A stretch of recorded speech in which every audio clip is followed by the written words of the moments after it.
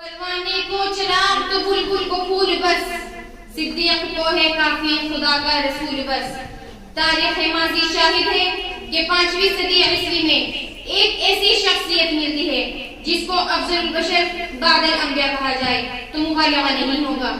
یہ امت مسلمہ کا ایسا فرد قریب ہے کہ جس نے تاریخ کے دھاروں کو اپنی صلاحیتوں کے مطابق موڑا اور صفحات کی تاریخ پر ایسے نقش قدم ثبوت کیے جس کی مثالیں نہ میں نہیں ملتی اور نہ کوئی اور مستقبل میں ایسی مثال پیش کرنے والوں کی امید کی جا سکتی ہے۔ اس شخصیت کو سیرت تاریخ میں حضرت ابوبکر صدیق کے نام سے یاد کیا جاتا ہے۔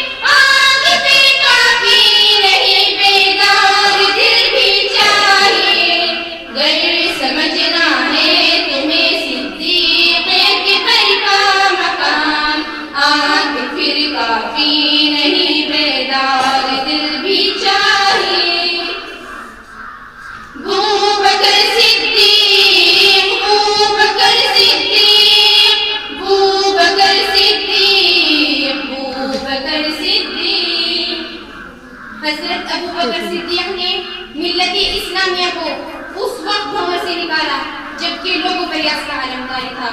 ایسے وقت میں آپ رضی اللہ عنہ نے فراق رسول صلی اللہ علیہ وسلم کے طرفنے والوں کو تسلی دی اور دشمن اسلام اپنے حوصلوں کو بلند رکھا اور دوسروں کے حوصلوں کو بلند کیے، اپنے صلاحیتوں کے ذریعے فتنوں کو دبایا اور پرسکون ماحول بنا دیا۔ صدیق کی آغاز الفت ایسی ناخوانی ہوئی، آج تک ایسی محبت کر نہیں پایا کوئی۔ صدیق کی آغاز الفت ایسی ناخوانی ہوئی، آج تک ایسی محبت کر نہیں پایا کوئی، آج تک ایسی محبت کر نہیں پایا کوئی۔ ایسی محبت کے لیے شم کو فقیری چاہیے، آنکھ پھر کافی نہیں بیدار دل بھی چاہیے۔ گر سمجھنا ہے تمہیں صدیق اکبر کا مقام، آنکھ پھر کافی نہیں بیدار دل بھی چاہیے۔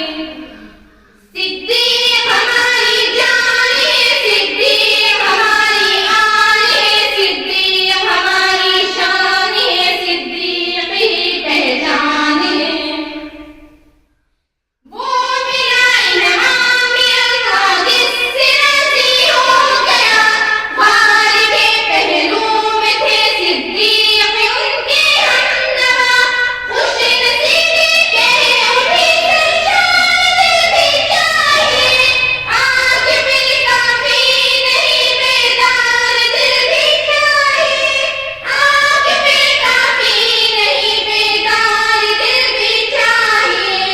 گر سمجھنا ہے تمہیں صدیق اکبر کا مقام، آنکھ پھر کافی نہیں بیدار دل بھی چاہیے۔ سیرت صدیقی تاریخ وہ باب ہے جس کے کسی مورخ کو نقطہ لگانے کا موقع نہیں ملتا۔ ایسی معذور شخصیت کی سیرت کو میں اپنے روح کی زبان سے کیسے بیان کر سکتی ہوں؟ اللہ تعالی ہم سب کو حیات صدیقہ کو اپنا نمونہ بنانے کی توفیق عطا فرمائے۔